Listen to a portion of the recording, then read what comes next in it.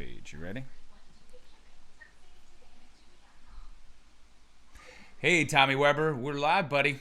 Ken How are Arnold. you?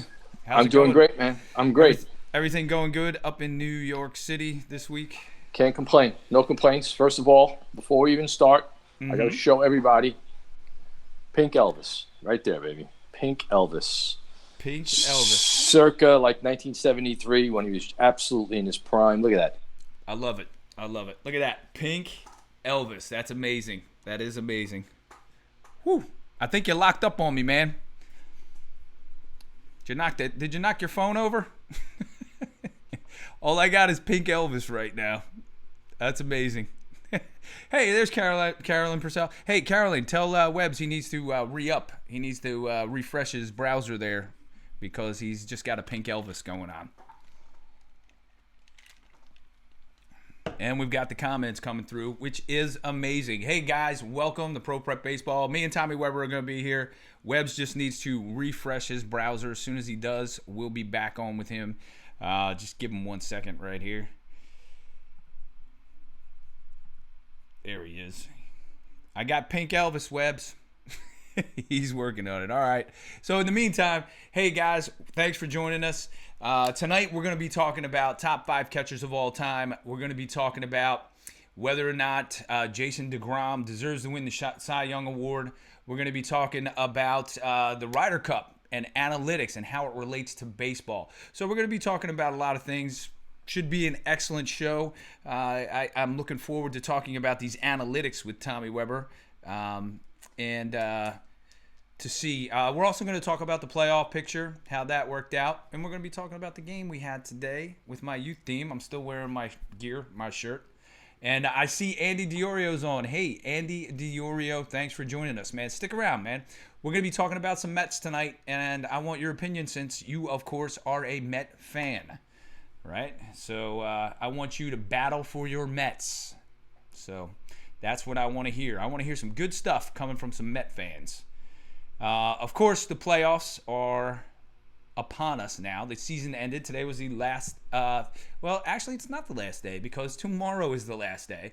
There are 2 games going on tomorrow: Cubs, Brewers, and the Dodgers and the Rockies to determine the playoff seeds. One team's going to be going home. The other 2 are going to be playing in a wild card game, and it's going to be a lot of fun. Playoff games like that, a 1-game playoff to get into the playoffs is pretty cool. So I can't wait to see that. Of course, I'm still waiting on Pink Elvis, and now he's a question mark. There he is. Hey, Tommy Weber. I got you, man. Pink Elvis. I got you. Hey, Andy Diorio's on, and we're doing good. All right, let me bring you back up. There you are.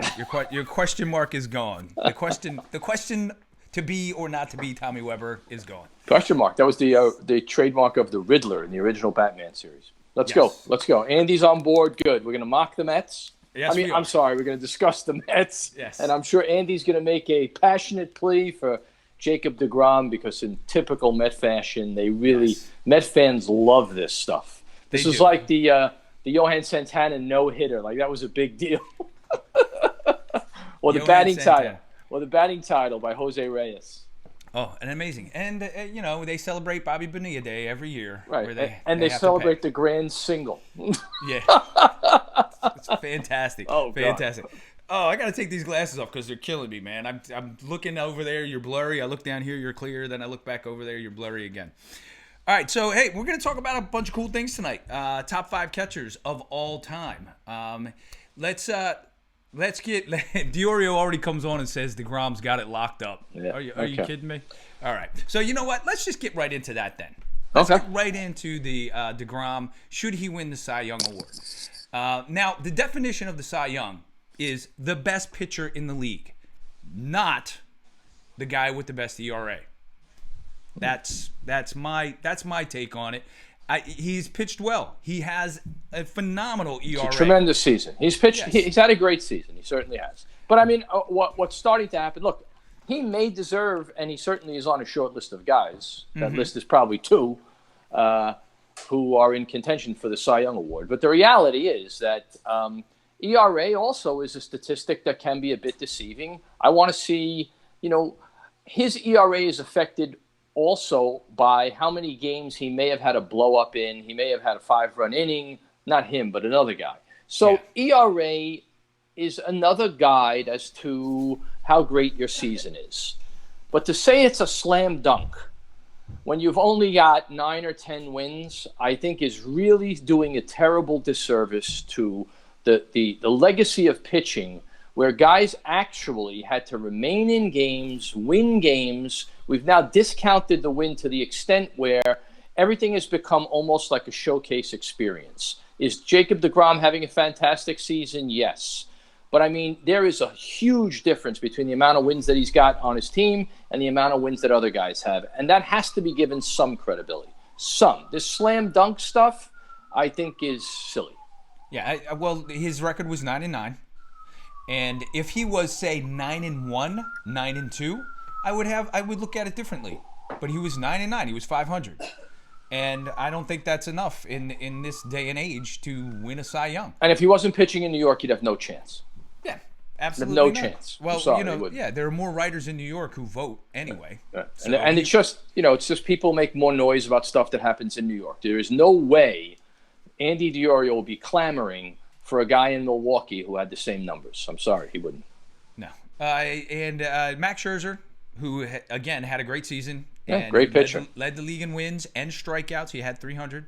Aaron Nola was okay. He faded at the end, so no, he doesn't deserve it at all. He's a Philly. I'm a Philly fan. He doesn't deserve it. He faded at the end. Sorry, you're out of the discussion now.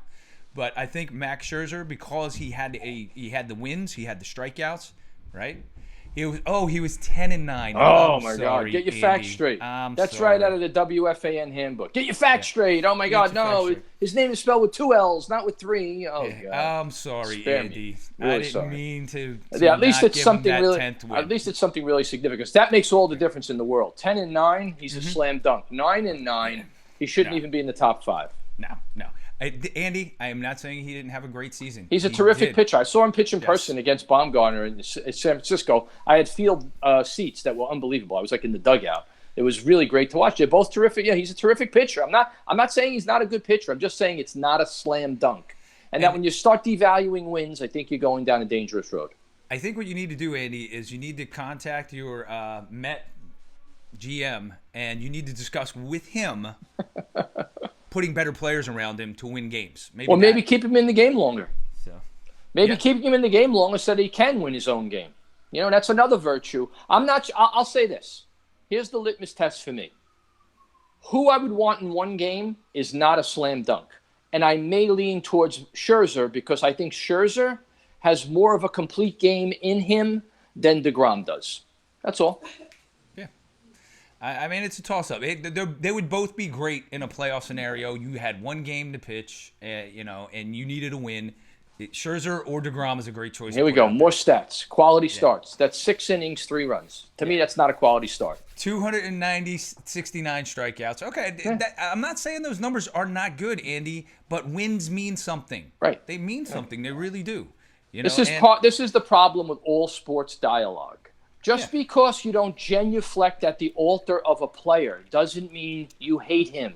You can have the debate. It's a valid debate. And if you really want to take context into this, 269 strikeouts not that impressive because everybody strikes out 8,000 times. Yeah. So the strikeout, actually, if you're going to devalue one stat in the modern 21st century era, it should be the strikeout because everybody strikes out. A lot more than they used to. I'll tell you that. And nobody puts the ball in play anywhere near the amount they used to in days past. Right. So racking up strikeouts is a lot easier than it was when Nolan Ryan was striking out 300 guys when guys' only reason for being at the plate was to make contact. It's very different. When you have in the league now about 20, 25 guys that strike out almost 200 times a year. Right. Isn't this the first year we're going to have more strikeouts or close to than hits? I'm not going to penalize him for playing on a bad team, Andy. No, not at all. That's ridiculous. I'm not penalizing him. Look at Steve Carlton and what he did on a bad team in 1972. He was 27-10. Wins. Yeah, 27 wins. 10. They won 59 games. Yeah. So that's a bad model to apply. It's a bad model to apply. They played on a bad team because guys pitched on terrible teams. Steve Carlton may have had one of the 3 or 4 greatest seasons of all time, a far better season than Jacob DeGrom have, because even though he played on a worse team, he managed to win 27 games. Yeah, and they were terrible, that team in 72. And it's not how well you pitch, it's if you win. I'm sorry. I agree there. I think wins are important, as a pitcher. Otherwise, they should just give the Cy Young Award to the guy with the lowest ERA every year. Right. That would be the way to do it, if that's what you want to do. I'll tell you that one stat should be devalued, and now one stat should be really valued. You got to devalue strikeouts in this era, and you got to really overvalue innings pitched. That is the big one, because I don't care what you say until you change the geometry of the game. The most important thing you could do, and you'll see it in the playoffs, is get a starter to pitch a long way into the game. 6 innings is not a quality start. That means you have 4 pitchers that have to come in and pitch well in order for that game to be won. Yeah. I'm sorry. 7+ innings. 7+ innings is a quality start. Anything less than that, I'm not. Or how about this? It's a good start. You want to call it a quality start? I don't know what that means. Fine. But 7 innings or more, that's a good start. Yeah. Give me 8. How about then that? I don't have to rely on 4 question marks to get me a win in a playoff game. That's why Justin Verlander is so valuable. That's why he won Houston that World Series last year, because he's a horse. He's a guy that your bullpen puts their feet up and watches him basically strike out 12 guys and take you into the 8th or 9th inning with a 2-run lead. That's a hard game to lose. I'm sorry. Yeah. All right, I'm going to invite some more people here to join. I mean, I love Andy, and Andy, please stay on and keep asking questions, because we're talking about more Mets coming up. Oh, God. Yeah, we are. I'm telling you, Webbs, it's going to be fun. Blow that whole thing up. I'm bored already. What are we talking about the Mets for? No, but David Wright played his last game as a Met. Let's talk about that a little bit. I think that David Wright, again, I'm a Philly fan. I don't like the Mets, period. I like David Wright. Yes, I love him. I love David Wright. I thought he was a really good player, and Terrific he was a really good guy. Terrific player. Had a good attitude. Absolutely. All of that. And he struggled with injuries near the end, and that was tough. But, I like David Wright a lot. I'm going to say something. I know it's not going to be popular. Yeah. The outpouring of support for David Wright to have the Mets do right by him, if you will, that was is absurd. David Wright will make $192 million from the Mets. That's doing right, especially when $107 million of that will not be earned. He will get $107 million for years that he does not play. That's more than doing the right thing for him. You want to give him a night? Yeah. That's fine. Yeah. But the way in which people went out of their way to say that the Mets, if they didn't give him what he wanted, would be somehow screwing him, we really need to have a conversation about our priorities in the sports culture. All right. Keep talking, Webbs, because I got to run around and fiddle with my camera for 1 second. Hey, Andy, what do you got here? 217, 220. Okay. He's talking about innings pitched. He's talking about their innings pitched were very similar, and Verlander's has better numbers than Scherzer. So if you want to make your case, I didn't say there's not a case for DeGrom. I just said that case is not always based on numbers, and numbers exclusively, because you have to have some kind of context. Listen, I saw Baumgartner carve up the Mets in a way that I haven't seen a guy pitch in a long time. All right. He outpitched DeGrom that day. He looked like a better pitcher than DeGrom that day. He had better equipment. He knew what he was doing. He was a step ahead. So that was one game. That doesn't mean I think Baumgartner should get the Cy Young. But what it does mean is that I think you need to take a look at the pitcher, all right, and say, when they're that close, who would you rather have? And that's who I would give the Cy Young Award to. Okay. And Andy Diorio, Verlander, I believe, pitches in the other league. Yeah, I think so. In the American League. So his numbers have no bearing, determining factor on They have no the National League Cy Young. So, Verlander's a good pitcher too. My issue with innings pitched in DeGrom is that maybe one of the reasons why DeGrom doesn't win is because he doesn't throw enough innings. If he pitched deeper into the game, he'd have a higher likelihood of winning the game. But he comes out in the 6th, and everybody wants to build a monument to the guy. I'm sorry, but that's just not for me, he does determine whether or not he's going to win. He could be a guy who pitches more innings like guys did for thousands of years. So, Andy, I don't think DeGrom, he's a fantastic pitcher. I just don't think he deserves this Cy Young. He'll get some votes for it. Trust me, he'll get plenty. I think he's going to win. I think he's going to win, yeah, because there's a groundswell of support.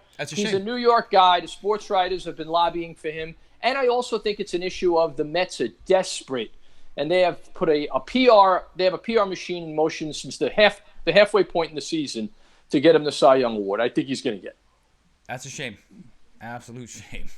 Because it's a shame, too, because it's really fun to watch the misery of Met fans. It really is. Let's face it. Your guy, Kanzler, is on. He just joined us. Jason Kanzler, the best young baseball coach in the country, all over it in every way. The only guy in the history of the NCAA to win 2 Gold Gloves with the Minnesota Twins. Out with us in the Cape for 2 years, helped win us a championship last year. One of the absolute best guys in the game, without a doubt. Where did you say he coaches again? He coached with us in the Cape for 2 years. He's out of Houston, Texas. Okay. Trains with a lot of big league players, exercise physiologist, just really big brain guy. I learned an awful lot from him. He's also on our championship team in 2011. Jason Kanzler was one of the only players I ever had that did something great. Guys have done something good, but he was great at something. He was a great defensive player. Great. Not good. Excellent. Great. He could have played center field in the major leagues as a junior in college. You know what I like about him is that he likes my mustache. He just gave me a comment, said, "Ken, that mustache is awesome." Well, boom. Unfortunately, I'm not going to keep it for long because I got to shave it for some acting stuff. He dabbles in the arena of bad facial hair too. So does he? I guess Fantastic. Yeah, you guys have some simpatico. Excellent. Very cool. I love mustaches. One of my favorite of all time, Sparky Lyle. I played for him for 2 seasons. He had a fantastic mustache, so I felt like doing the Sparky Lyle here. I didn't get the opportunity to twirl it up yet, though. And Andy, again, averages don't always tell. I'd rather. Okay, I'm not going to get it. You know what? Fine. I hope DeGrom wins the MVP. I hope DeGrom wins the MVP. That's what he really should win.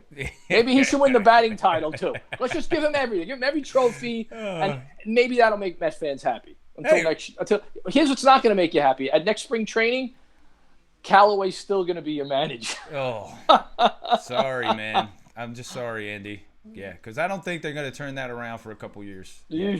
Oh, you might have the best pitcher in the league, but the rest of your team stinks. So, Renee jumped on. Renee's here. Hey, Renee, my man. Yeah. Renee, hope all is well with your family, pal. Yep. Thoughts and prayers. Send it out to you, man.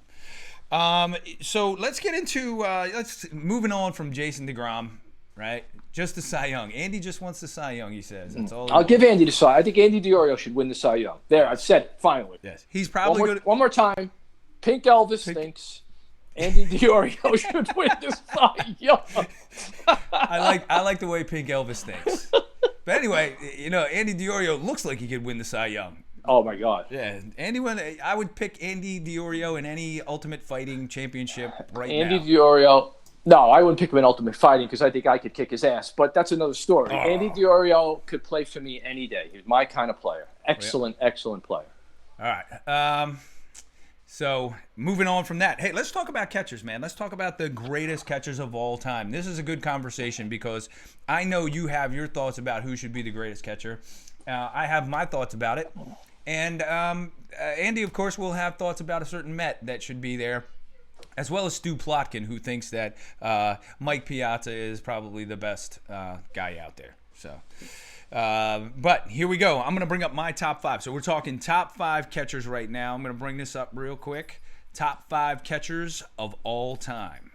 Boom. And in there, you can see in the picture, right, there's Yogi Berra, there's Thurman Munson, there's Carlton Fisk, Buster Posey, Yadier Molina. So we've got guys who are still playing and guys who've retired recently and guys from, the old school era. So let's talk about... Andy's a moron. I know. Andy is such a moron. If he puts Carl Feldman's name up, we're going at it, Andy. I'm coming up to Long Island. I'm going to come and find you. All right, so my number 5 guy, Webbs, and Yeah. I'll give you my top 5, and then we'll talk about Yeah. it. Yeah. And my number 5 guy, and it's Andy's buddy, Mike Piazza. And I'll tell you why. Because he did hit the living daylights out of the ball, had over 400 home runs, a 308 average, 1,300 RBIs, and he scored 1,048 runs. So, yes, he was a great hitter. But defensively, he lacked a lot. So That's being generous, but I'll get to that later. Let's move on. all right, so that's number 5 on my list. Number 4, and this guy, because it's hard to really say where he would fall because he didn't play in the major leagues. He played in the Negro leagues. I've got Josh Gibson. I played against him in the Negro Leagues. I was you? with the Kansas City Monarchs. Yeah, it's great. It was You a great played with the experience. Monarchs. Yeah, That's great good. experience. All right, so anyway, Josh Gibson, his numbers aren't correct. You go to Wikipedia, you look on baseball reference. Yeah, there's no way to. His numbers, they give him 115 home runs at 359 lifetime average, 432 RBIs. But according to people who followed him and writers and things like that, he hit well over 800 home runs. So they called him the Babe Ruth of the Negro Leagues. And people who watched him play would call Babe Ruth the Josh Gibson of the major leagues. So, I mean, that's a good comparison. Okay. So, but that's where I would put him. I would put him number 4. My number 3 is your guy, Webbs, Yogi Berra. And there's a lot of reasons why he could possibly be the number 1 guy. So, and we'll get into that the more we talk. But Yogi Berra is number 3 on my list. You look at his numbers. He had 358 home runs, a 285 average, 1430 RBIs, and 1175 runs batted in. I give you those numbers because those are the things that win games. RBIs, runs, right? Those are the things. You're supposed to score. Yeah. Scoring runs is Yeah, and kind of driving them important in. in a baseball game. Exactly. Last time I checked. Yep. So that's why I give you those numbers. Number 2 on my list is Pudge Rodriguez.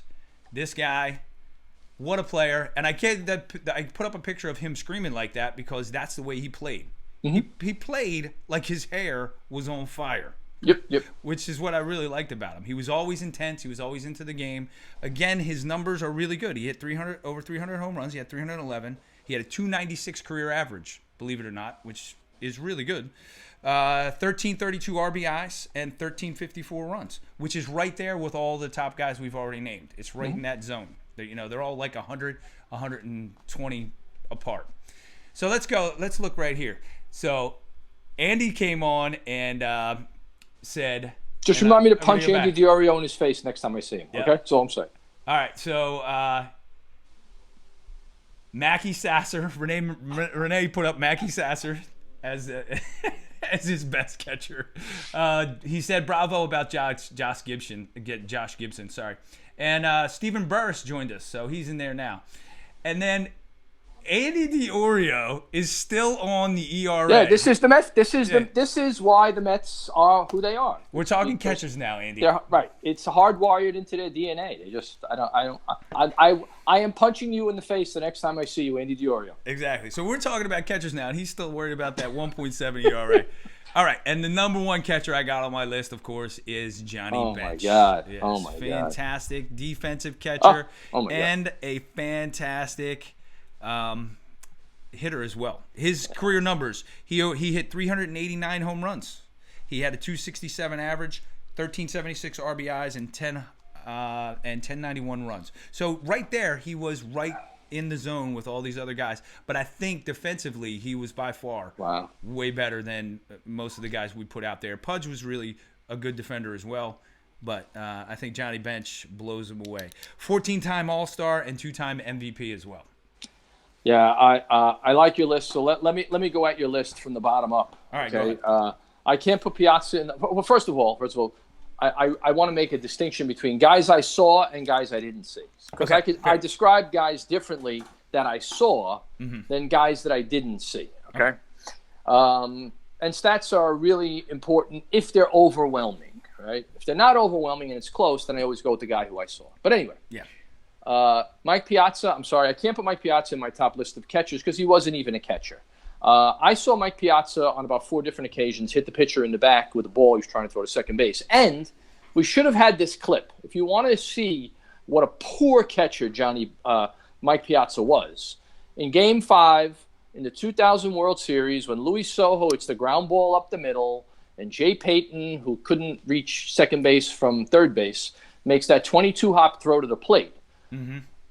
Jorge Posada is sliding in. Piazza is in the one place that you can't be. He's behind the plate, so that Posada slides between him and the ball deflects and goes into the Met dugout, and Brosha scores, and the Yankees wind up winning the World Series. That was a play that was emblematic of his defensive futility. He was a horrendous catcher.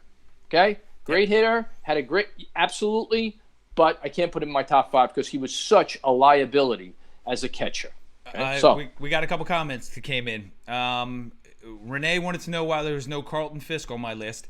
I put Piazza on there instead just to cause a little trouble. Fisk was my number 5 guy, but I moved him out at the last second because I wanted to talk about Piazza. So Fisk is a great testament, and you can make a real strong argument for Fisk because almost to a man, and one of the guys I have in my top 5 defies this. Catching is a 12-year position. Mm-hmm. Literally, there are very few catchers in the history of the game that have had any high productivity past their 12th year of exclusively being catchers. So I replace Piazza with Yadier Molina because Yadier Molina, to me, was a guy your eye went right to in a game. You had to pay attention to him, and he's had a very long career, and he's one of the greatest defensive catchers I've ever seen. I also have Pudge Rodriguez because I don't know of a player who I saw who had more impact on a game than Pudge Rodriguez did. Just a tremendous presence and a great, great player. I then put Campanella because of the MVPs, the World Series, and Yogi Berra, I could make an argument, is one of the 5 top greatest players of all time. If you really go through his litany of accomplishments, Yogi Berra, he's not the old guy that used to come to spring training with you. He is one of the greatest players in the history of baseball. I've only seen 3 players who I believe played the position in a way it's never been played like since and may never be played again. One was Ozzie Smith, one was Andrew Jones, and the other is the greatest catcher I ever saw, which is Johnny Bench. Johnny Bench was so far and above everybody else that I can't even... The difference between Johnny Bench and whoever's second is really far. That's my top 5. All right, that's an excellent top 5. You mentioned Roy Campanella. I had him on my top 10. He's in my top 10. He just didn't make my top 5. I had Fisk in there as well. I had this guy right here, Buster Posey. I had him on my list. Absolutely. And he may be in the top 5 when he's done, but he's still got some time left. He's still got 4 or 5 years, I think, that he's going to play the position and play well. In the here and now, Buster Posey's a way better catcher all around than Mike Piazza. Mm-hmm. He is. Absolutely. He just is. Way better. He's as good a hitter, and he defensively is way better. Mickey Cochran was one on the list, but again, he's an old school guy. I never saw him play. Did you ever see him play? No, we don't see him play, so we don't know enough about him. Right, guys like Bill Dickey. What do we got here? Steve Minio says, can't forget Gary Carter. I'll tell you one thing about Gary Carter. Gary Carter is the reason aside from the fact that John McNamara is the worst manager in the world, Gary Carter is the reason the Mets won in 1986. Yeah. He is. I just brought a picture of him. He was the cog, the biggest cog in that wheel because they were not a good group of guys, and Gary Carter was a good guy. And I think Gary Carter kind of steered that ship to the degree that they could steer it in a straight direction. Straight being the operative word. Not a lot of those guys were straight a lot of the time. I think Gary Carter really had a tremendous influence on that 86 team. Yeah. I'm loving people coming on right now. They're throwing their comments out. Bill Dickey and Ernie Lombardi from the dead ball era. Ernie Lombardi was the slowest guy to ever play baseball. They used to make fun of him. He'd hit the ball and it looked like he was running backwards. That's how slow he was. All right, I got Gary Carter on my list too. I have him in my top 10. Here's a guy right here that a lot of people think could have been one of the greatest catchers of all time, but his career got cut short. Thurman Munson. I'm bringing him up because his stats were right there. He was right there at his 10-year mark. That would have put him with these guys by the end of his career, if he continued for another 6 to 8 years, he would have been right there with all of the guys we've talked about already. Thurman Munson, what a great leader. The Yankees had him. He was fantastic. Great hitter, great leader, great catcher, terrific receiver, play hurt, just guy for a throwback kind of guy, fantastic teammate and a champion. Really, what a terrible loss that was. August 2nd, 1979. Terrible. Mm-hmm. Mm-hmm. I got Tony Pena, too, on my list. Pena was good. Benito Santiago. Yeah, Benito Santiago was really good as well. Yes. Fantastic. Let me tell you a quick story about Thurman Munson. Sparky Lyle, of course, who played with Thurman Munson in 77. And 78. Yeah. And he would tell me, he would say, yeah, Thurman did not like Reggie Jackson. No, that's no secret. At all. George Steinbrenner would pay Thurman Munson cash. He would give him an envelope every week to not fight. And to not kick his ass. Yeah, not beat up Reggie Jackson. How funny is that? He would give him cash. Please don't beat Reggie up. I love it. I love Reggie Jackson, man. I love Reggie. Jackson. He's yeah, Reggie. Absolutely. But Thurman Munson, that's funny. He's just beating it. You just go after him. That's it. I can't stand it. I had enough of you, Reggie. Just play the game, which of course Reggie couldn't. So. But that's a good list. We got some really good lists. Munson, Renee says Munson was his favorite player, but when he threw three-quarters of the ball went to Mercer in center. Three-quarters. Yeah, because he threw three-quarters. He wasn't like a stand-up from the ear catcher. He was like an improviser, innovator. But more times than not, he got the job done. So, he was just, again, another guy that statistics don't tell you the whole story because you get to see him every day and you realize what his inherent value is, apart from the numbers that he produces. Yeah. All right, so we're going into the playoffs now, so that we'll wrap up the catcher segment here. Again, Johnny Bench, we all agree on, is the greatest catcher of all time so far that we've seen. Yep. And I thought you were going to fight harder for Yogi Berra, but you said he's one of the top 5 greatest I think Yogi players. Berra, you could make an argument for Yogi Berra want to be one of the top 5 players ever. Yeah. Really. Amazing career. Look, 10 World Series rings. Who else has that? That's right. Whitey Ford, maybe, because he was. But winning doesn't matter. Yeah, winning doesn't matter. Maybe Albert Bell was a better player. Yeah. I don't know. Yeah, Andy's still on it. Here he goes again. Another comment just came through about DeGrom. Right. Oh, absolutely. He's got. You know what he suffers from? MDS. Yeah. Met derangement syndrome. That's pretty good. I like that. Oh, God. Steve Mineo jumped in. He said Lance Parrish was good in his day, and Lance Parrish was good. Absolutely. Good. He played with the Phillies for a little while, and I enjoyed watching him play. You're right. He was a very good catcher. Is he in the top 10? No. Top 5? Definitely not. All right, so moving on. The playoff picture. What do you got? We got 2 games tomorrow. 2 games to break ties to see who moves on tomorrow. So you've got the Rockies and the Dodgers. And then I got to go for the Rockies because Tom Murphy is a friend of mine. He's with the Rockies, so we're definitely going for the Rockies. Cool. And anytime anybody beats the Dodgers, I love that. And I love Nolan Arenado. Yeah, he's a great and player. I think Dave Roberts is a terrible manager. So other than that, I have to go. I like Charlie Blackmon with the Rockies. I think he's a great hitter. The Cubs and the Brewers, and whoever wins that moves on and plays. If there's a God, the Cubs will lose. The Cubs will lose. Please, God, please. Joe, the manager. Joe Madden. Yeah, it's too much sometimes with him and his glass. He looks like this. With these dumb glasses. He's got the dumb glasses on.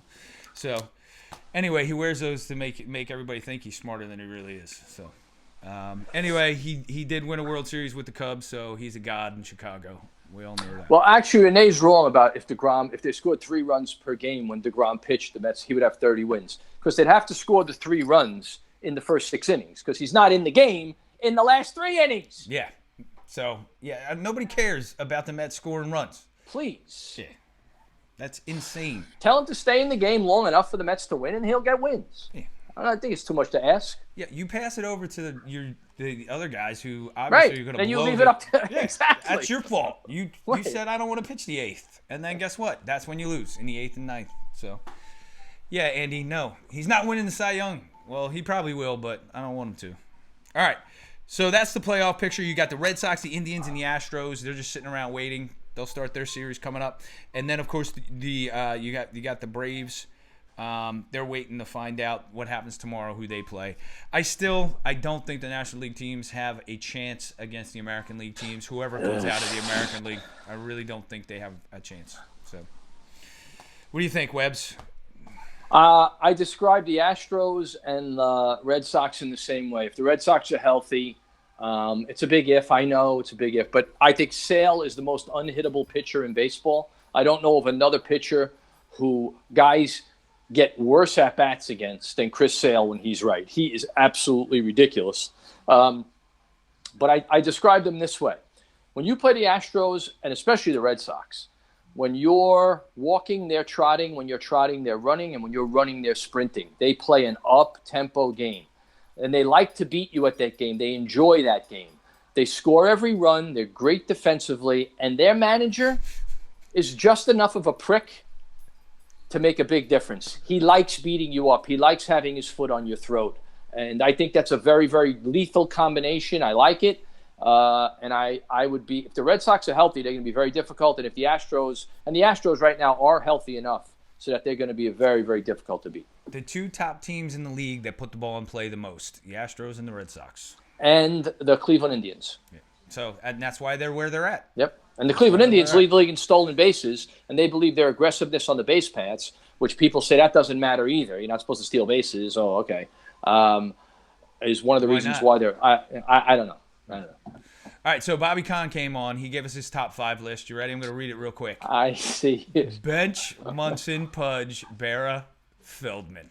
That's a very inside joke, but we get it. Good joke. We get it. Thanks, Bobby Kahn. Hey, Renee, what starter is in the 7th? Nobody anymore, to be honest. You got to have good relievers behind you, and that helps you win the Cy Young, I think. It really does, because nobody does go complete games. Right. Anymore. So then maybe what you're really saying is this: that perhaps the Cy Young now needs to be a staff award. Yeah. Because you can't give it to the guy who gets the wins, because guys don't get enough wins because they don't pitch enough. So really, your winning the Cy Young is reliant upon other guys, because you're only going to pitch 6 innings. Yeah. It's like if you're a bricklayer and you only do half the steps, the guy who does the other half gets half the money. If you want to get all the money, you do all the steps. That was pretty good. You know who liked that? Pink Elvis. Pink Elvis loved it. Thank you, Pink Elvis. So anyway, Andy, since you're so stat-oriented, Andy DiOrio, I want you to tell me who had more complete games, Max Scherzer or DeGrom. Tell me. I know the answer to the question already. It's a rhetorical question. It was Scherzer. He had more complete games, even if it was only 2 or 3. But he had more. Ron Guidry in 1978 had 9 complete game shutouts, Andy. 9 complete game shutouts. DeGrom won't have 9 complete game shutouts in his career. Please. There's something about staying in the game and pitching longer. That's where you should get a reward. Sorry. I don't disagree with you, Renee. I agree that the Yankees are pretty weak. 100. I agree too. I think the Yankees are the beneficiary of a team that got off to a really hot start. I think the Yankees are way too one-dimensional. They can only score when they hit home runs. I don't love the way they were put together. I never liked bringing in Stanton. I would have brought in they basically doubled up on a guy they already had. I would have brought somebody in who was a little more multi-dimensional. They didn't have to pay $30 million to. And I think the Yankee defense is a little suspect, especially behind the plate. You tiptoe around a guy like Sanchez long enough, and all of a sudden he commits a pass ball in the 4th game of a playoff game, and you're out. The ball finds you. Yep. Right? Especially the catcher. Every time. Every single time. So actually, no, it's not a different game, Andy. It's the same exact game. 9 innings, 27 outs, 60 feet, 6 inches, 90 feet, 17-inch home plate. It's not a different game. No. Talk to the Cleveland Indians. They'll tell you. Yeah, and yes, Minio, it does help having the Baltimore Orioles in your division, because you're going to get a lot of wins by playing them more often than other teams. Look, the Yankees are a formidable team. They're not a pushover. No. But they do have 2 tremendous teams in their league, and they have another excellent team in their league. So, and I just think the American League is stronger than the National League. So, I mean, I don't want to discount what the Yankees have done. It's just that now that you're down to only a few teams, I think the Yankees are very vulnerable. Very. And Andy, you proved my point. Scherzer did have more complete games than DeGrom. Even though it was only one more. Twice as many. Wait a minute. Twice as many. Twice as many. That? Yep. Very funny. Very funny. All right. So college professor. So we had a game today, Weber, and I just want to talk about it real quick. It was a good game. It was a fast game. We got a lot of innings in. Some of these games with these kids, we get a 2-hour time limit on them. You get in 4 innings, because they can't throw strikes. Well, today it was a nice game, and we got 6 innings in. You want to know why? Because both teams were throwing the ball over the plate. Oh my God, I can't believe that. I couldn't. Yeah, it was crazy. What was their spin rate? Their spin rate and their velo. What was that? Velo. Did you get the velos? I had a couple launch angles, though, that I figured. I was like a 45-degree launch angle, that one kid that hit that ball to left field. Oh, please. And it just – and playing the game at this level, crazy stuff happens. Crazy stuff. So this is one example of crazy stuff that happens. So we're down 4 runs in the top of the 6th, right? I got a man on second and third. I got my best hitter up, right? Here comes the center fielder creeping in to try and pick off the guy at second base. Oh, I like that play. Right? So, but I know he's there. I know he's coming. I'm not, and I'm telling my guy, I was like, hold up. The guy's there. But this is what happens. My best hitter on my team hits a rocket right back up the middle. Triple. What is this? The center fielder, right catches it? Catches it. Oh, my God. And steps on second base for a double play to end the inning. I'm like, all he had to do, if his launch angle was only 3 degrees higher, he's running. We're running. Elevate to celebrate, man. Elevate. So it just, that's the crazy, because he was so far out of position, that center fielder. He should have never been there. And yet there he was, and boom, inning over. It was insane. And that stupid manager thinks he's a genius. Yeah. Exactly. I'm sitting there going, what? It was insane. But, and then I had to explain to my guy, because, he's pissed because he hit a rocket and he was out. I'm like, look, that guy's not supposed to be there. There's nothing you can do about it. After you hit it, it's out of your hands. That's right. Can't control the outcome. Can't control it. But that was pretty insane. But we did have a good game today. Tide mug. We, of course, lost. But... I'm so sorry, man. But it was a good game. It was a good, clean game. I like games like that. Yesterday's game, we played 3 innings, and it was like, we had 15 runs and they had 10, and walks and walks and walks, and nobody was hitting because nobody would get a pitch to hit. It was ridiculous. It took forever. It felt like the first inning lasted an hour. So I just want to make one thing clear. When Andy Diorio says I say something that's ridiculous, I rarely say anything that's ridiculous. The reality is the game is not played any differently by the best teams. It's not. And when you're in that dugout, you want your team to get on base, move runners over, drive runners in, and you want your pitchers to throw strikes.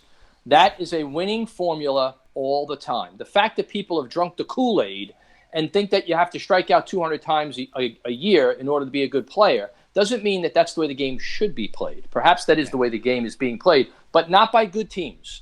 The Cleveland Indians, the Astros, the Red Sox, they don't play the game that way. Sorry. No, they don't. And I was just watching tonight, and they came on and said, here's what's going to win in the playoffs. You get good power pitching, right? You put the ball in play. You play great defense. You don't move the ball around. Score every run. Make every play. Yeah. And that's pretty much how the game's been played for a long time. I don't see how that's different than how it was played in previous years. Right. It's played bad. If it's played, I agree. It is played differently a lot of the time by terrible teams. Yeah, and it's managed differently. Look at the makeup of the Met team. That's a bad way to play the game. Old, slow, ponderous players, unathletic, no versatility, and you win 75 games. So, Steve Minio, the kids that I coach are 13U, but we do play against 15U teams, and today we were playing against a mixture of 15 and 13-year-olds. But we hung in there, so I was pretty proud of my kids for doing that. So, but that's the age. The age range is 13 to 15. So, but again, I was out on the baseball field today. I couldn't ask for a better place to be. So, today too. Nice day. It was a beautiful day. So, Tommy Weber. Yes. Tell me a little bit about the Ryder Cup and analytics. Let's see if we can run that by Andy Diorio and see if he agrees with us. First of all, I'm not in any way saying that analytics is not good, that information is not good. I want all the information I can possibly get. I'm just not enslaved to any information. Mm-hmm. All right. I always want to see a guy, and my real test for whether or not I want a player on my team is if I see him over time, do I like him? Do I think he fits? Do I think he would be an asset to our club? Irrespective of necessarily his statistics. I think the Ryder Cup is a great example, and people in baseball should have watched it over the last couple of days. Here are two teams that are grossly mismatched. By any numbers you could possibly compile, the American team should trounce the European team. They hit the ball further. They score lower. They have more majors. They have guys on their team that are ranked higher. Anything that you could possibly accumulate, if you put it into a computer, it would spit out the Americans win, the Americans win, the Americans win. Well, for the last 15 years or so, the Europeans have been absolutely wearing out the Americans, wearing them out. And the reason they wear them out is a couple of things. Number one, they have chemistry. Chemistry is not something you can create. The American player, when he fails, it looks like he feels like he let himself down. And he's concerned with how he's perceived. When the European player fails, he looks like he let his team and his continent down. It's a very, very different vibe. And if you watch it, you start to appreciate that there's something more to success and especially to winning. That's why you have to be really careful about devaluing winning, because that's the only reason you play. That there's something much more valuable than just the accumulation of numbers, especially when players are evenly matched for the most part. The difference is not spin rate, velocity, how fast you run, or what your pop time is. It's a group of guys that get together that care about each other, that hold each other accountable, and really want to subordinate their individual accomplishments for the accomplishments of the whole. That's why the Europeans won, and they'll continue to win unless the Americans stop being so cold, corporate, and self-consumed. And to put that over in the baseball world, the one team that I saw play that had that type of chemistry, because they were not a very good team. They did have some good pieces on that team, but the 1993 Philadelphia Phillies, they had an incredible chemistry. They should not even been close to winning. Absolutely. And they made it to the World Series. Yes, they did lose to Toronto in that World Series, but I'll tell you right now, that team was a fun team, and they played well. They had a great chemistry, and they made it all the way to the World Series. And in any endeavor, whether it's entertainment, sports, you can't create that. And it's rare that you have it. And when you have it, you could do great things. What the Americans have is a lot of guys who have all the analytics on their side. Swing rate, launch angle, they've got it all in golf. It's just like baseball. Spin rate on the ball, they've got all the stuff. But when you need to make that 12-footer, or when you need to get that ball, it's 2 steps to your left, or you need to put a ball in play instead of striking out, that's the difference between winning and losing. The Americans can't do that, and the Europeans do. Time, after it's not a small sample size anymore. We're talking about 15 years now. All right, so moving on from that, I thank you for that, bringing golf into our podcast here, which is awesome. I hate Andy Diorio. I just want to make it public. Do you want to make that? You want to make that public right now? I hate it. You know who else? You know who else hates him? Pink Elvis hates him. Pink Elvis hates Andy Diorio. Hates Andy Diorio. I'm gonna make a T-shirt of that. Pink Elvis hates Andy Diorio. I think that should be our motto here at the show. He's like my nemesis. He's like my Lex Luthor to my Superman. I think Andy's fantastic. He makes some good points, but you know what, Andy? I don't think he should win the Cy Young. I'm going to say it again. And there he goes. Renee jumped on. He said 73 Mets were an awful team, and they took Oakland to 7 games. Staub threw underhanded, 76-year-old Willie Mays in center field, which is absolutely correct. But they had a good chemistry. Yep.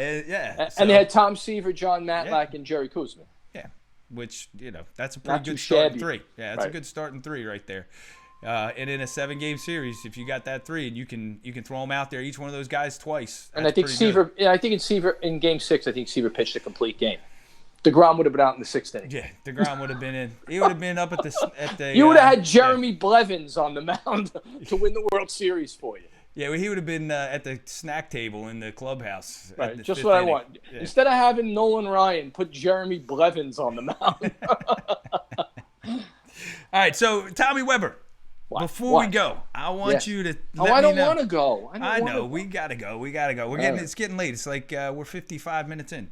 So, yeah, Andy already put it out. He's calling it right now. DeGrom's the winner.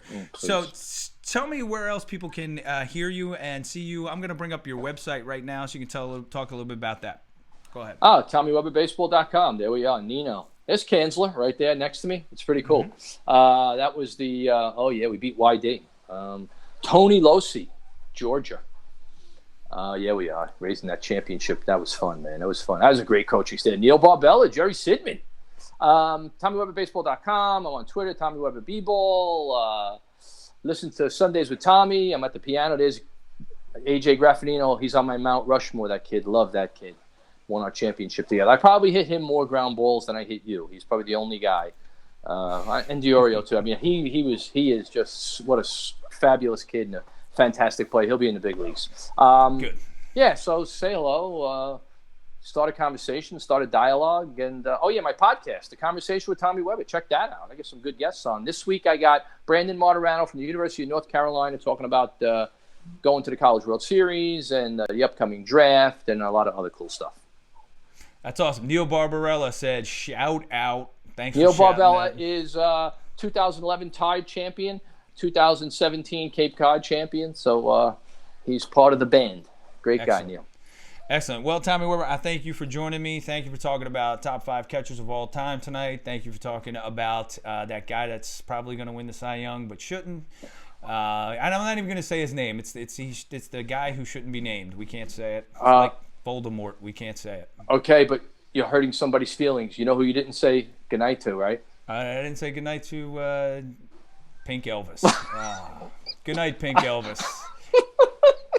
You got to wear that shirt every time now. You know that, right? Or something. Oh, God. So, or at least hang it behind you on the wall. Oh, God. Oh, boy. So, I thank you for joining me. Hey, all you guys out there who joined us tonight with the comments, this is all in good fun. We love talking baseball. We love arguing with you guys. It's the greatest game. We love it, and I know you guys love it too. So and we laugh. Yes, that's what you got to do. It's fun. It's supposed to be fun. Yeah, and Andy's calling us haters. Of course he is. Of course he is. Okay. Yeah.